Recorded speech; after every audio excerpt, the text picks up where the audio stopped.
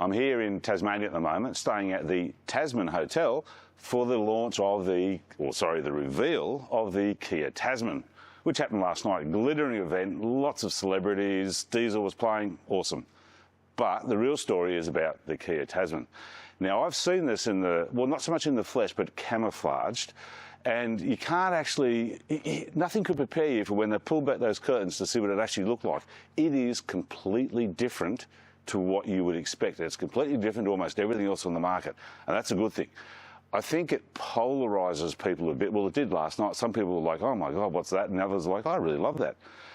I think what it's going to do is going to get people talking about it, and Kia can't come late to the party and just do what everyone else has done, and that's a good thing. They've actually done something completely different.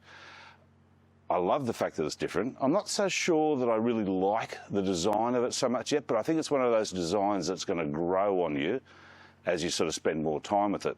So let's have a talk about the actual car itself. There's a whole pile of different models ranging from two-wheel drive through to this top spec XP Pro, which is the real off-road version. You know, there's cab chassis, there's dual cab, which is great. The only one they didn't bring in, which is understandable, is the cab and a half, because it's about 5% of the market. So that's not really, to be honest, worthwhile attacking, while there's a whole lot of other people that do that. So the vehicle itself, let's talk a few numbers about the vehicle. It runs the 2.2 litre diesel engine, which we're quite familiar with out of the Sorento and the Carnival. It runs an 8-speed automatic transmission, similar to what's in those vehicles, with a torque converter on there.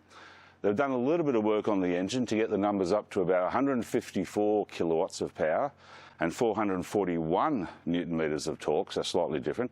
I think peak torque comes in around about 1750 revs, if it's the same as what the Carnival and the Sorento is. That actually is pretty much line ball with what a lot of the market is. You know, there's a few that's sitting up around that 150, 500 type mark in headline numbers. But the difference with this one, very much based upon the other diesel engines, is that torque comes in, it's really easy, it comes in low, and it makes the vehicle exceptionally drivable. So I haven't driven it yet, but I'm assuming when I do, it's going to translate well to the road, which is great. Some other numbers for this, the tub is reasonably large. It's about 540 deep, I think a bit over 1500 long and a bit over 1500 wide. It gives a fairly good load capacity, which is great. The two-door cab chassis version has a payload of around about 1200 kilograms. So that's pretty good, but there's also going to be a version of this type of vehicle, the dual cab, with less than 1000 kilograms for the novated lease market, which is great. This particular version has a lot of additional features to it that are for the four-wheel drive, not the least of which is a couple of rated tow hooks or recovery hooks there on the front. And I guess most importantly with this, we haven't got approach, ramp over, departure angles yet, but we do have ground clearance, which is about 252 millimetres, if I remember my press release correctly. And that's pretty damn good, I've got to tell you. So we've got interesting looks. It's a design that's different. There's a couple of clever features in the vehicle itself on the outside. There's a couple of steps at the back, so you can sort of stand up and get into the tub, which is great, particularly as that's a very deep tub. And also one really clever feature in the wheel arches at the back, that's where the actual fuel filler cap is, so it's sort of hidden away. I do like that. Inside, it is typically Kia. Good quality, well laid out. It's got that really large, almost 30-inch screen that has the driver's instruments, all the central touch type stuff, and the little air conditioning controls in the middle. Over-the-air, the latest version of over-the-air updates for the software. The seats are exceptionally comfortable, and there's obviously a lot of travel, especially for someone my height. And we actually had Luke Longley in there last night, who's 7'2", and he was sitting quite comfortably in there. So that's something that's pretty amazing, I think.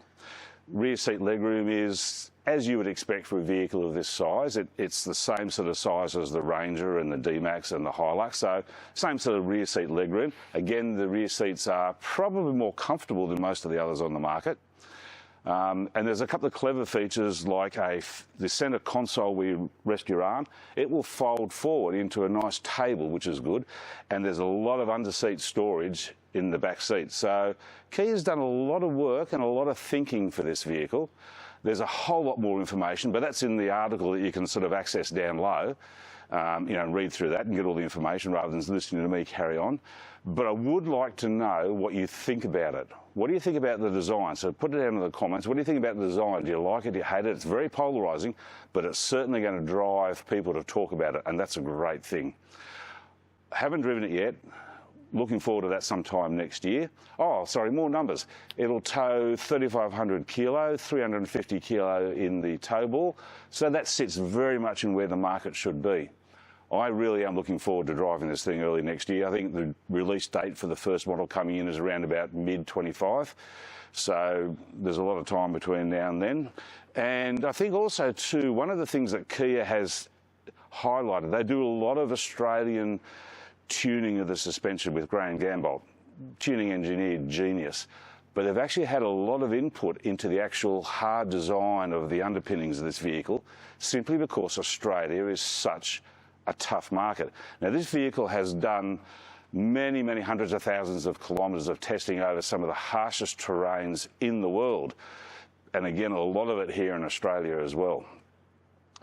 So it's interesting. It's different. It certainly looks different. And I'll keep looking over there because there's a couple of other examples which I'll flick into the video. It's certainly late to the party, but Kia, I think, are going to make a statement when they actually release this vehicle. People are going to look at it and they're going to want to buy it because it is different and because it is a Kia. That's all for today. Thanks for joining us. We'll see you next time.